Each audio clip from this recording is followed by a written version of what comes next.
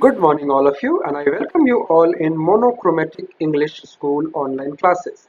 So, in the last class, we have discussed about class 7th English lesson number 1, 3 questions. एक राजा के 3 प्रश्न थे और उसके जवाब वो ढूंढ रहा था और इतने में वो सभी उसके जवाब जितने भी उनके जवाब बुद्धिमान लोगों ने उसको दिए उसको पसंद नहीं आया, इसीलिए वो एक सन्यासी के पास गया और सन्यासी से जवाब मांगने लगा। लेकिन सन्यासी उस वक्त कुछ काम कर रहा था और सन्यासी काफ़ी बूढ़ा था, तो इसलिए राजा ने सोचा कि इसकी मदद भी कर देते हैं, उसके बाद उसके बदले में मुझे वो जवाब मिल जाएगा। लेकिन सन्यासी बहुत ही चुप रहा, उसने एक भी शब्द नहीं बोले और सन्यासी और राजा दोनों मिलकर काम कर रहे थे। इतने में क्या होता है और इसके स्टोरी के सेकंड पार्ट हम स्टार्ट करते हैं। सो लास्ट में क्या होता है कि king turned around and saw a bearded man running towards them. इसमें क्या होता है, स्टोरी का लास्ट लाइन पढ़ लेते हैं ताकि आप लोगों को ज़्यादा याद रहेगा। 1 घंटे बीत जाते हैं और सूरज सुबह से शाम हो जाती है और राजा रात में अपने जो फावड़ा था, ये जो कुदाल थी, वो उसने ज़मीन में गाड़ दिया और उसने बोला कि मुझे तो अब जवाब चाहिए, मैं आपका जवाब जानना चाहता हूँ। अगर आप जवाब देना चाहते हैं तो जवाब बता दें, नहीं देना चाहते हैं तो भी बता दें ताकि मैं अपने घर को वापस चले जाऊँ। ठीक है। इसी वक्त क्या होता है, द किंग टर्न्ड राउंड, जैसे ही पीछे मुड़ता है, and saw a bearded man running towards them. एक दाढ़ी वाला इंसान उन्हीं की तरफ दौड़े हुए आ रहा है। His hands were pressed against his stomach, और उसका जो पेट था वो उसका जो हाथ था, सॉरी, उसका हाथ जो था वो पेट पे दबा हुआ था। From which blood was flowing, जहाँ से उसका खून बह रहा था। When he reached the king, he fainted and fell into the ground. और जैसे ही वो राजा के पास पहुंचा वो जमीन पे गिर गया। The king and the hermit removed the man's clothes and found a large wound in his stomach. उसके कपड़े उतारे और उसके देखा कि उसके पेट में बहुत ही घाव है, बहुत जहरीला और गहरा घाव है। वुंड का मतलब होता है घाव, जख्म। ठीक है। The king washed and covered it with his handkerchief. रुमाल से उसने साफ सुथरा किया और बांध दिया, but the blood wouldn't stop flowing. The king redressed the wound until at last the bleeding stopped. तो राजा ने दोबारा साफ सफाई किया, फिर उसको कुछ दबाया हो गया, कपड़े से तेज बांधा, तो जाके लास्ट में जो ब्लीडिंग हुआ रुक गया। The man felt better and asked for something to drink. तब जाके आदमी को थोड़ा सा अच्छा महसूस होने लगा, उसके बाद उसने कुछ पीने को मांगा। The king brought fresh water and gave it to him. By this time the sun had set and the air was cool. उस समय तक, जब तक राजा ने पानी दिया और ये सारी स्टोरी बन रही थी, तब तक सूरज पूरा डूब चुका था और ठंडी हवाएं चल रही थी। The king with the hermit helped carried the wounded man into the hut and laid on the bed. इसके बाद राजा और जो सन्यासी ना, दोनों ने मिल के उस जिस जख्मी इंसान को उठाया और अपनी झोपड़ी में लेके गए, जो सन्यासी का झोपड़ी था, और उसके बेड पे लिटा दिया। The man close his eyes and ले क्वाइट। इसके बाद जो आदमी था वो अपने आंखें बंद करके उससे शांत हो गया। The king tired by his walk and work he had done lay down on the floor and slept through out the night. और राजा भी इतना थक चुका था काम करके और ये सब जो भी उसने उसकी मदद की थी उससे वो थक गया था, इसलिए वो ज़मीन पे बैठा और सो गया वहीं पे। पूरी रात वो सोया रहा। When he woke up, it was several minutes before he could remember. जब वो उठा तो काफी समय के बाद उसको लगा कुछ उसको याद आ रहा है। Before he could remember, next chapter में हम चलते हैं, नेक्स्ट पेज में। Before he could remember where he was or who the stranger's bearded man lying on the bed was. तो उसको काफ़ी समय के बाद याद आया कि मैं कहाँ हूँ और ये जो दाढ़ी वाला इंसान है वो कौन है। Forgive me, said the bearded man in a weak voice. माफ़ कर दो मुझे, बहुत ही धीमी सी आवाज़ में बोला। Weak voice मतलब कमज़ोर आवाज़ में। When he saw that the king was awake, जब उसने देखा कि राजा जग चुका है तो I don't know you and have nothing to forgive you, said the king. उसने बोला कि ना मैं आपको जानता हूँ तो इसलिए मुझे माफ़ करने का कोई सवाल ही पैदा नहीं होता। You don't know me, but I know you. आप मुझे नहीं जानते बट मैं आपको जानता हूँ। I am the enemy of yours who sought revenge on you.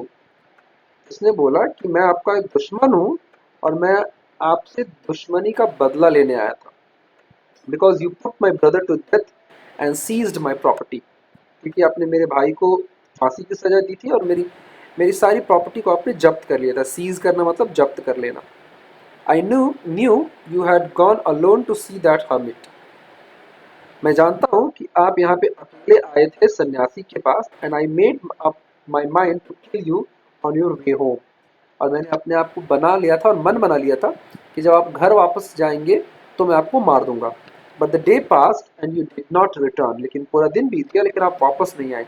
So I left my hiding place and I came upon my your body guard.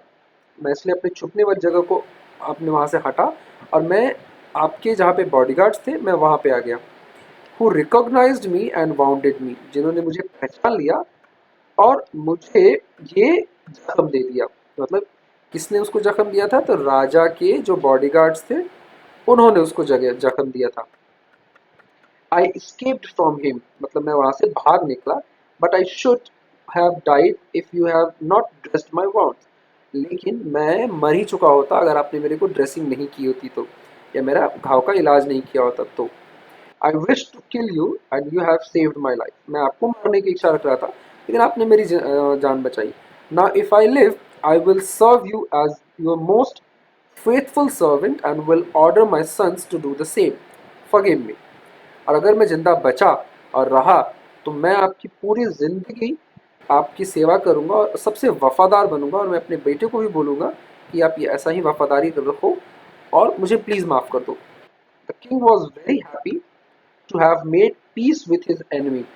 तो राजा को बहुत शांति मिली कि चलो किसी दुश्मन के साथ तो शांति का समझौता हुआ। So easily and to have won him over as a friend. और बिना किसी काम के बिना किसी मुश्किल के मैंने उसे जीत लिया एज एन एक दोस्त की तरह। So he not only forgave him but said he would send his servant and his own doctor to look after him. उसने बोला कि मैं अपने डॉक्टर को भेजूंगा और आपके अपने नौकरों को भेजूंगा आपको देखभाल करने के लिए। And he promise to give back the man his property. और उसके बाद उसने बोला कि मैं आपकी जो भी प्रॉपर्टी ली हुई है मैं आपको वापस कर दूंगा। Leaving the wounded man the king went out of the hut and looked around for the hermit.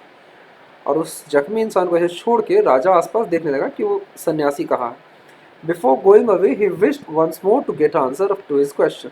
और जाने से पहले वो एक बार उसका आंसर को जानना चाहता था।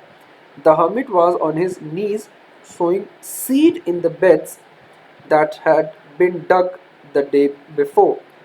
हर सन्यासी जो था अपने घुटनों में बैठा हुआ था और उसमें बीज बो रहा था जो कि एक दिन पहले उसको हमने मैंने खोदा था।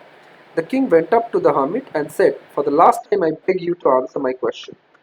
तो मैं आखिरी बार आपसे पूछ रहा हूँ कि आप मुझे उस प्रश्न का जवाब दे दीजिए।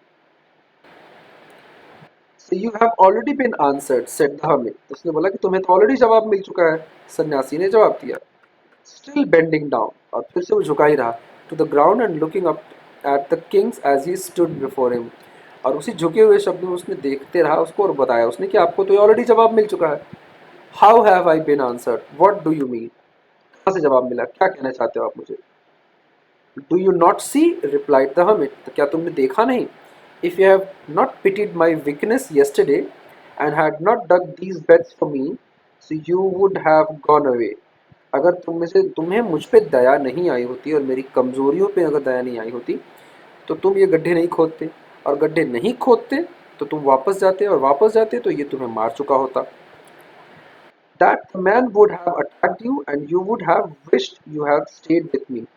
इसी वजह से तुम मेरे साथ रुके और इसकी वजह से तुम्हारी जान बच गई। So the most important time was when you were digging the beds. और सबसे इंपॉर्टेंट समय कौन सा था? जब आप जमीन खोद रहे थे। And I was the most important man to do me good. और मैं सबसे इंपॉर्टेंट आदमी था जिसके लिए आप कुछ अच्छा कर रहे थे। And was your most important business after what. सबसे इंपॉर्टेंट बिजनेस आपका कौन सा था? उसके बाद का काम था when the man ran to us. और सबसे इंपॉर्टेंट बिजनेस कौन सा था? जब वो आदमी आपके पास दौड़ के आया। The most important time was when you are caring for him sorry. और सबसे इंपॉर्टेंट समय फिर से कौन था? जब आप उसकी देखभाल कर रहे थे। Because if you had not dressed his ball he would have died without having made peace with you. अगर आपने उसका ड्रेसिंग नहीं किया होता तो आपसे शांति किए बगैर, शांति समझौता किए बगैर वो मर जाता। So he was the most important man, इसीलिए वो आपका सबसे इंपॉर्टेंट आदमी हुआ। and what you did for him was your most important business है जो आपने उसके लिए किया सबसे important business था. Remember then, there is only one time that is important and that is the time is now. सबसे important जो समय होता है वो अभी का समय होता है. It is the most important time because it is the only time we have any power to act. और वही समय होता है जिसपे हम काम कर सकते हैं और जिसपे हम समय व्यतीत कर सकते हैं. ना हम फ्यूचर को देख सकते हैं ना हम अपने पास्ट को बदल सकते हैं. The most necessary person is the person you are with at particular moment. और उस समय पे जिसके साथ हो वो सबसे इंपॉर्टेंट इंसान हो सकता है आपके लिए. For no one knows what will happen in the future and whether we will meet any one else. और क्या हम एक दूसरे से मिल पाएंगे नहीं मिल पाएंगे क्या होगा भविष्य में नहीं पता. The most important business is to do that person good because we were sent into this world for that purpose alone. और सबसे इम्पोर्टेंट जो बिजनेस होता है अच्छा करो इसीलिए हमें भगवान ने इस धरती पे भेजा है. अच्छाई करने से ही हमारे साथ अच्छा होता है. तो ये था आपकी पूरी की पूरी स्टोरी जो कि लियो टॉल्स्टॉय ने इसको लिखा था. रीटोल्ड था मतलब इसको दोबारा बताया गया था. अब इसके कुछ कॉम्प्रिहेंशन चेक्स हैं जो कि आपको इसके करने हैं. तो मैं आप लोगों को ये होमवर्क देता हूँ कि आप इसे कॉम्प्रिहेंशन चेक जो दिया हुआ है ये स्टोरी के अकॉर्डिंग आप एक बार पढ़ें और इसके कॉम्प्रिहेंशन चेक्स को करके आप मुझे भेजें so that I can check. अगर नहीं हो पाया तो मैं नेक्स्ट क्लास में आप लोगों का इसका पूरा कॉम्प्रिहेंशन चेक बना के और मैं फिर आप लोगों को एक छोटा सा वीडियो बना दूंगा. Alright, till then thank you so much for watching this video and if you like the video please like and share that.